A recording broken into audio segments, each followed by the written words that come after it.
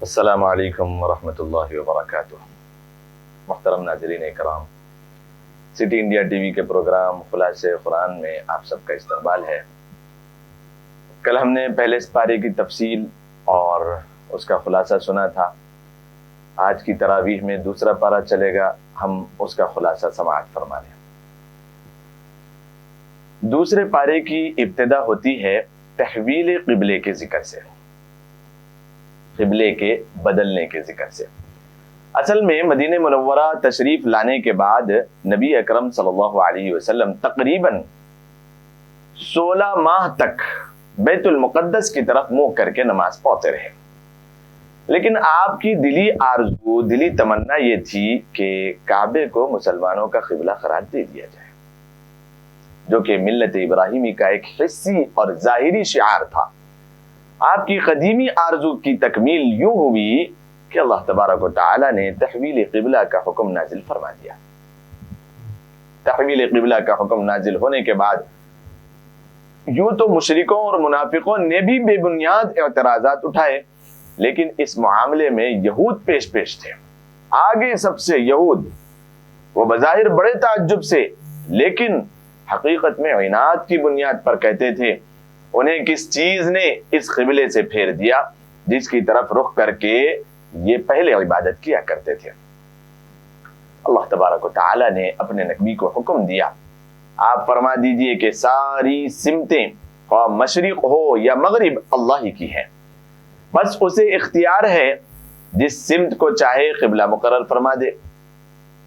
گویا یوں کہا گیا کہ ساری جہالت، ساری کی ساری دنیا اللہ تبارک و تعالی کی ملکیت ہے، اور ساری جہاد، ساری جہتیں اللہ تبارک و تعالی کی ملکیت میں ہے، اس کی قدرت میں ہے۔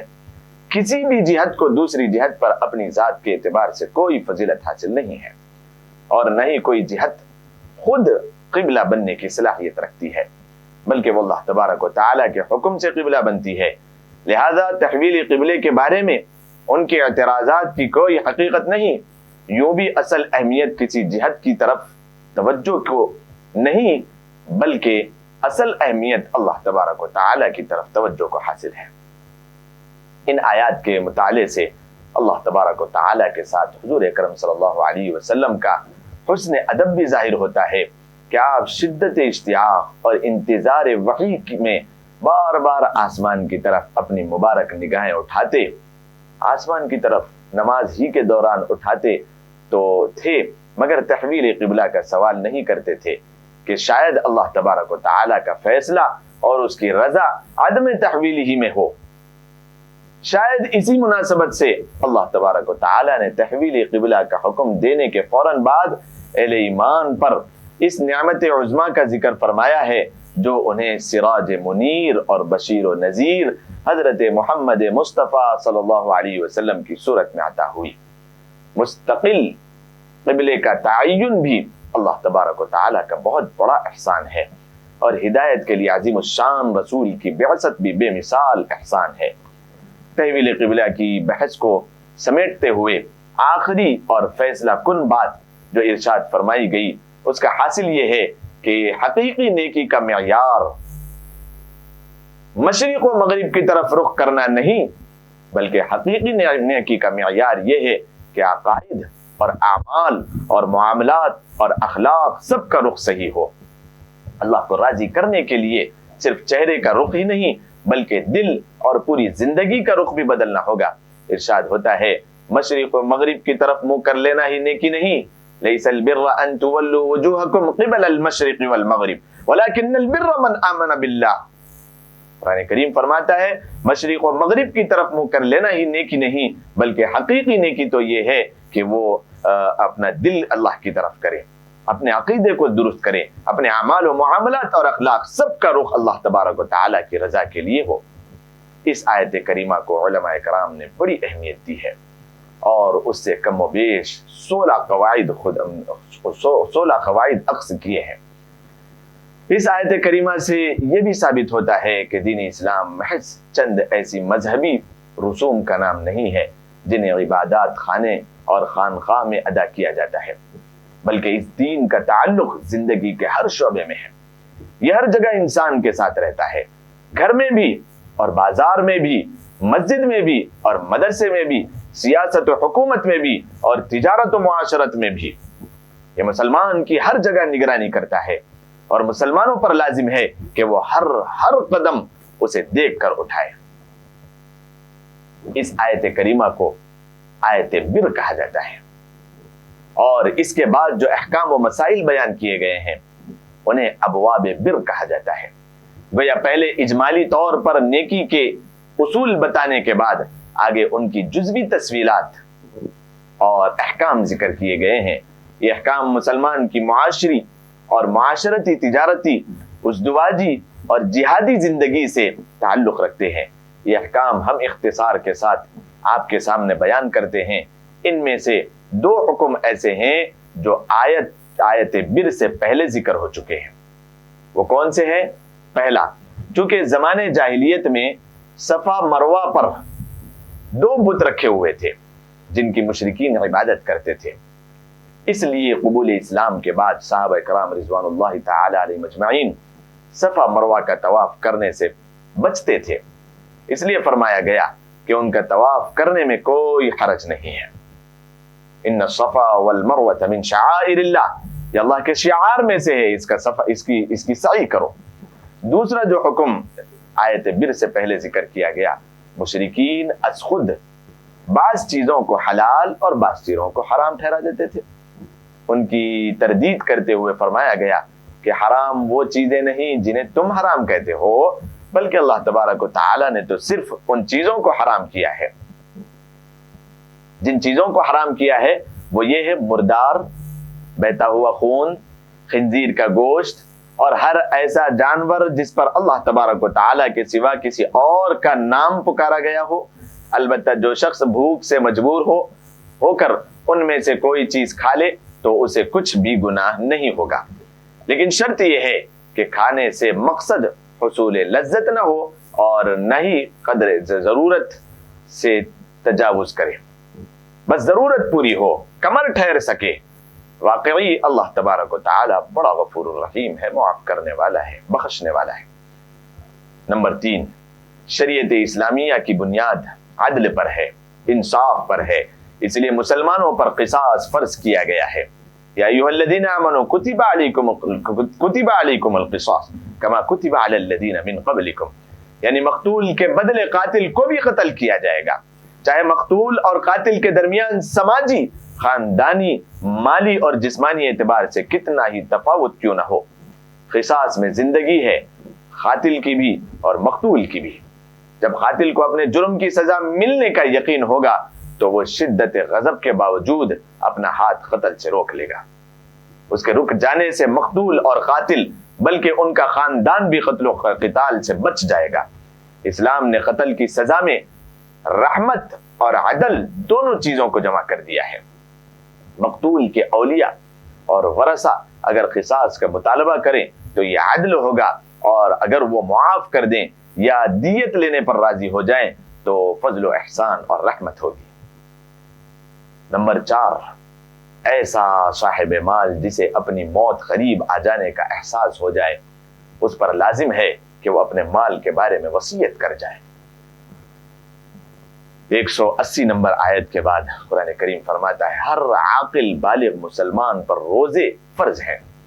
روزے اگر واقعی تمام آداب کا لحاظ رکھتے ہوئے رکھے جائیں تو انسان میں تقوی پیدا کرنے کے ساتھ انسانی احساسات کو بھی بیدار کرتے ہیں. جس مہینے میں روزے فرض کیے گئے ہیں اسے یہ خصوصیت اور فضیلت بھی حاصل ہے کہ اس میں قرآن جیسی عظیم الشان کتاب نازل ہوئی. شہر رمضان الذی انزل فیہ القرآن ھدی للناس وبینات من الھدی والفرقان. 6 نمبر پر قرآن کریم اس کے بعد جو احکام ذکر کرتا ہے وہ یہ ہے رمضان کی راتوں میں بیوی کے ساتھ جماع جائز ہے لیکن اعتکاف کی حالت میں جائز نہیں.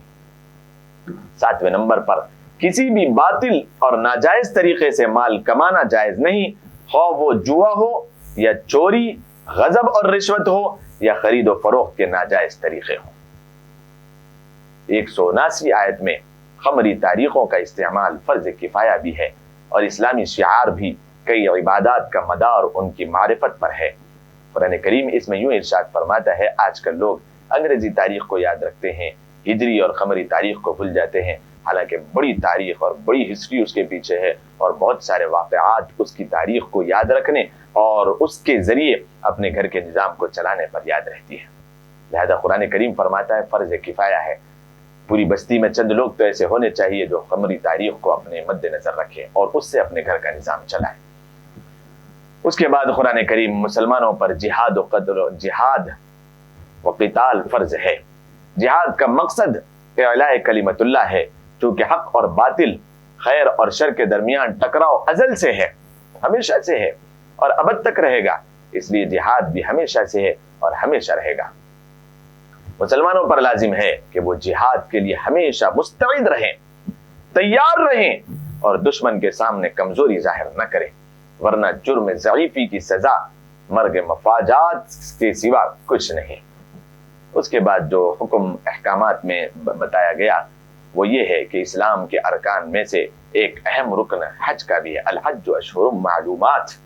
اللہ تبارک و تعالی چاہتے ہیں کہ پوری دنیا سے مسلمان سال میں ایک بار مساوات کا عملی مظاہرہ کرتے ہوئے بلد حرام میں جمع ہوں اور وہاں اس کے بتائے ہوئے طریقے کے مطابق حج کے مناسک اور اعمال ادا کریں۔ حج کا احرام چند مخصوص مہینوں میں باندھا جاتا ہے، البتہ عمرہ پورے سال میں کسی بھی وقت کیا جا سکتا ہے۔ حج کے دنوں میں تجارت اور خرید و فروخت جائز ہے۔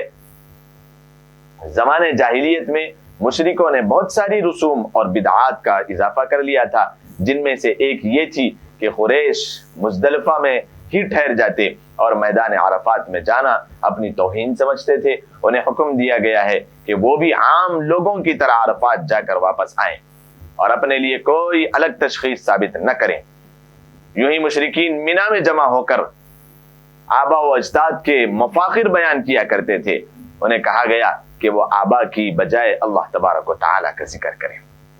اس کے بعد جو حکم بتایا گیا اتفاق کے ساتھ اللہ تبارک و تعالی کی راہ میں انفاق فی سبیل اللہ، انفاق فی سبیل اللہ کے ضمن میں بتایا گیا ہے کہ اہمیت اس بات کو حاصل نہیں کہ کیا خرچ کیا جاتا ہے، اصل اہمیت اس امر کو حاصل ہے کہ کہاں خرچ کیا جاتا ہے اور کس نیت سے خرچ کیا جاتا ہے۔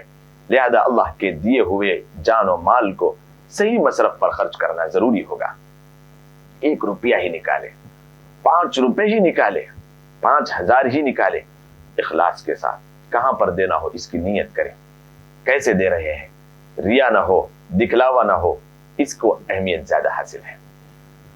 اس کے بعد جو حکم بیان کیا گیا ہے کہ جو شخص مرتد ہو جائے یعنی اسلام سے پھر جائے، اس کے سارے اعمال باطل ہو جاتے ہیں اور وہ جہنم کا حقدار ہو جاتا ہے، اور دنیا میں اس کی سزا یہ ہے کہ اگر وہ سمجھانے کے باوجود باز نہ آئے تو اسے قتل کر دیا جائے۔ 13 نمبر کا حکم قرآن کریم یوں بیان کرتا ہے کہ شراب اور جوا میں اگرچہ ظاہری اور مادی منافع ہیں، لیکن ان میں جسمانی، عقلی، مالی اور اخلاقی اور معاشرتی اعتبار سے جو نقصانات ہیں وہ منافع کے مقابلے میں کہیں زیادہ ہے۔ رسول اکرم صلی اللہ علیہ وسلم نے شراب کو ام الخبائث یعنی خباثتوں اور گناہوں کی جڑ قرار دیا ہے۔ اس کے بعد قرآن کریم بعض اجتماعی بیماریوں کی نشاندہی کے بعد خاندانی مسائل بیان کیے جا رہے ہیں، کیونکہ خاندان ہی ایک اچھے معاشرے کی بنیاد ہے۔ ان مسائل کی ابتدا ازدواجی تعلقات کی جا رہی ہے۔ اس سلسلے میں پہلا حکم یہ دیا گیا ہے کہ مشرک مردوں اور عورتوں سے کسی صورت میں نکاح جائز نہیں۔ 221 نمبر آیت میں یوں فرمایا گیا، البتہ کتابی عورتوں کے ساتھ مسلمان مرد نکاح کر سکتا ہے۔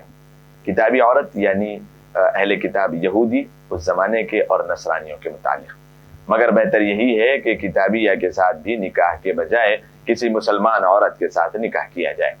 اس حکم قرآنی سے یہ نقطہ سمجھ میں آتا ہے کہ اسلام میں ازدواجی رشتے کی بنیاد خلق اور دین پر ہے، حسب، نسب، غنا اور حسن و جمال پر نہیں ہے، کیونکہ یہ عارضی چیزیں ہیں، نہیں یہ حقیقی سکون اور راحت کی ضامن ہے اور نئی سعادت کا سبب بنتی ہے۔ البتہ اس دواجی زندگی کے سفر میں نیک اور خوف خدا رکھنے والا ساتھی سفر کے بہت سارے مراحل کو آسان کر دیتا ہے. اسی لیے ہمارے آقا نامدار احمد مصطفیٰ محمد مصطفیٰ صلی اللہ علیہ وسلم نے نیک خاتون کو قیمتی خزانے سے تعبیر کیا ہے اور فرماتے ہیں کہ الدنیا کلھا متاع وخیر متاع الدنیا المرأة الصالحہ. اس کے بعد احکامات میں حالت حیض میں بیوی کے ساتھ جماع جائز نہیں، کیونکہ حیض کے خون میں ایسی نجاست اور ایسے جراثیم پوشیدہ ہوتے ہیں جن کی وجہ سے میاں اور بیوی دونوں کی صحت خطرے میں ہو سکتی ہے. اس کو بیان کیا. البتہ آپس میں بوس و کنار، اٹھنے بیٹھنے کھانے پینے کی اجازت ہے، جبکہ یہود اس کی بھی اجازت نہیں دیتے تھے اور نصارہ جماع کرنا بھی جائز برا نہیں سمجھتے تھے. گویا کہ اسلام نے دوسرے بہت سارے معاملات کی طرف حیض کے معاملے میں بھی افراط و تفریط کے بجائے اعتدال کی راہ اختیار کی ہے. اس کے بعد جو حکم دیا، اگر کسی شخص نے قسم کھا لی کہ وہ 4 ماہ تک اپنی بیوی کے قریب نہیں جائے گا تو 4 ماہ گزرنے پر خود بخود طلاق واقع ہو جائے گی. البتہ اگر اس نے رجوع کر لیا تو نکاح باقی رہے گا، لیکن قسم کا کفارہ اس پر لازم ہوگا. 17 نمبر پر قرآن کریم یوں بیان کرتا ہے، سورۃ البقرہ میں جتنی تفصیل کے ساتھ طلاق، عدت اور رضاعت کے مسائل بیان کیے گئے ہیں اتنی تفصیل کے ساتھ کسی دوسری صورت میں بیان نہیں کیے گئے ہیں. اس سلسلے میں یہ جان لینا ضروری ہے کہ اللہ تبارک و تعالیٰ کی نظر میں طلاق کے قابل نفرت ہونے کے باوجود مخصوص حالات اور مجبوریوں کی بنا پر طلاق کی اجازت دی گئی ہے. کیونکہ بعض اوقات میاں بیوی میں سے کوئی ایک ایسا ہوتا ہے جو اپنی بد اخلاقی، بد کرداری اور باغیانہ رویے کی وجہ سے گھر کو جہنم بنا دیتا ہے، جہاں سکون نام کی کوئی چیز باقی نہیں رہتی. ایسی صورت میں طلاق کے سوا کوئی چارہ نہیں رہتا. اسلام نے طلاق کی اجازت دینے کے ساتھ اس میں بہت ساری اصلاحات بھی کی ہیں. زمانے جاہلیت میں طلاق کی کوئی حد مقرر نہیں تھی، 100 طلاقیں دے کر بھی رجوع کر لیا کرتے تھے. اسلام 3 سے زائد طلاق کی اجازت نہیں دیتا. 2 طلاقوں کے بعد تو رجوع کیا جا سکتا ہے، مگر تیسرے طلاق کے بعد رجوع کی کوئی صورت باقی نہیں رہتی. 18 نمبر پر قرآن کریم دوسرے پارے میں یہ حکم صادر فرماتا ہے کہ شوہر نے مہر کی صورت میں بیوی کو جو کچھ دیا اسے واپس لینے کی اجازت نہیں. البتہ خلا کی صورت میں اجازت ہے. خلا یہ ہے کہ عورت اس شرط پر پورا مہر یا اس کا کچھ حصہ دینے کے لیے آمادہ ہو کہ اسے طلاق دے دی جائے. خلا کے لیے زوجین کی رضامندی ضروری ہے. اگر طلاق یافتہ عورت کسی دوسرے مرد سے نکاح کر لے مگر کسی وجہ سے اس کے ساتھ بھی نباہ نہ ہو سکے تو اس سے طلاق لینے کے بعد وہ پہلے شوہر سے نکاح کر سکتی ہے. اسے حلالہ کہا جاتا ہے. آج کل حلالے کے نام پر جو ڈرامہ کیا جاتا ہے اس کے کرنے والے اور کرنے والے دونوں پر، کرنے والیوں اور کرنے والوں دونوں پر حدیث میں لعنت کی گئی ہے. اس کے بعد طلاق کے بعد عورت کو محض اذیت سے 2-4 کرنے کے لیے رجوع کر لینا اس کو ناجائز قرار دیا گیا ہے. کیونکہ اسلام عدل اور احسان کا دین ہے جو کہ کسی پر بھی ظلم کی اجازت نہیں دیتا، خواہ بچہ ہو یا بڑا، مرد ہو یا عورت. اس لیے اسلام نے دودھ پیتے بچوں کے حقوق بھی بیان کیے گئے ہیں. آج تو پوری دنیا میں ڈھنڈورا پیٹا جا رہا ہے کہ ماں کے دودھ کا کوئی نعم البدل نہیں، مگر اسلام نے اس وقت ماں کو اپنے بچوں کو دودھ پلانے کا حکم دیا تھا جب پوری دنیا جہالت کی تاریکی میں ڈوبی ہوئی تھی اور ماں کے دودھ کی افادیت کسی کو معلوم نہ تھی. اگر بالفرض میاں بیوی میں جدائی واقع ہو جائے تو بھی دودھ پیتے بچے کی پرورش اور اسے دودھ پلانے کا زیادہ حق ماں ہی کو حاصل ہے. طلاق اور جدائی کی سزا اس معصوم بچے کو دینا جائز نہیں. اس کے بعد طلاق ہو جائے یا شوہر کی وفات کا سانحہ پیش آ جائے، دونوں صورتوں میں عورت پر عدت لازم ہے. عدت طلاق 3 حیض جبکہ عدت وفات 4 ماہ 10 دن ہے. نمبر 23، جو عورت زمان عدت میں ہو اس سے نکاح کے بارے میں عہد و پیمان لینا منع ہے. البتہ دل میں خواہش رکھنے اور اشارہ کنایے میں اپنی خواہش کے اظہار کی اجازت ہے. 24 नंबर पर खानदान और माशरे की इस्लाह अपनी जगह बेहद अहमियत रखती है, लेकिन उसके लिए हक और हक के अंसार व दावान के बका जरूरी है। जिहाद का मकसद हक और हक के अलमबरदारों की बका ही है, इसलिए कुरान करीम में जिहाद पर बड़ा जोर दिया गया है और मौत के डर से जिहाद से राह फरार इख्तियार करने वालों की शदीद मजम्मत की गई है। बाद मकामात पर इस हवाले से उमम साबका के किस्से भी बयान किए गए हैं। यहाँ दूसरे पारे के इख्तिताम पर भी 2 किस्से मज़कूर हैं। पहला किस्सा ऐसी कौम का है जो ताउन की बीमारी फैल जाने के बाद मौत के डर से घरों को छोड़कर भाग खड़े हुए, लेकिन ये फरार उन्हें मौत से बचा न सका। इस किस्से से ये सबक मिलता है कि कोई तदबीर इंसान को की तकदीर से नहीं बचा सकती। दूसरा किस्सा बनी इसराइल हजरत तालूत का है, जिनकी क़ियादत में जिहादी सिफात से मालामाल थोड़े से लश्कर ने अपने से कई गुना बड़े लश्कर को शिकस्त दे दी। ये किस्सा ऐसा था कि खुद बनी इसराइल के भी सिर्फ खवास ही के इल्म में था, अवाम उससे बेखबर थी। नबी उम्मी सल्लल्लाहु अलैहि वसल्लम की ज़बान अक़दस से तारीख की इस भूली बसरी दास्तान का बयान हो जाना इस बात की दलील है कि आपका राब्ता उस ज़ात से है जिसकी नज़र से तारीख की कोई कड़ी भी ओझल नहीं हो सकती, और ये कि आप वाकई सच्चे रसूल हैं। इसीलिए इस किस्से के आखिर में फरमाया गया, ये अल्लाह तबारक व तआला की आयतें हैं जो हम आपको ठीक ठीक पढ़कर सुनाते हैं और बिलाशुबा आप हमारे रसूलों में से हैं। इसी आयत पर दूसरे पारे का इख्तिताम होता है। यहाँ पर दूसरे पारे का इख्तिताम हुआ। इंशाअल्लाह तीसरा पारा आइंदा महफिल में आपके सामने उसका खुलासा बयान किया जाएगा। तब तक के लिए इजाज़त दें। अस्सलामु अलैकुम व रहमतुल्लाहि व बरकातहू।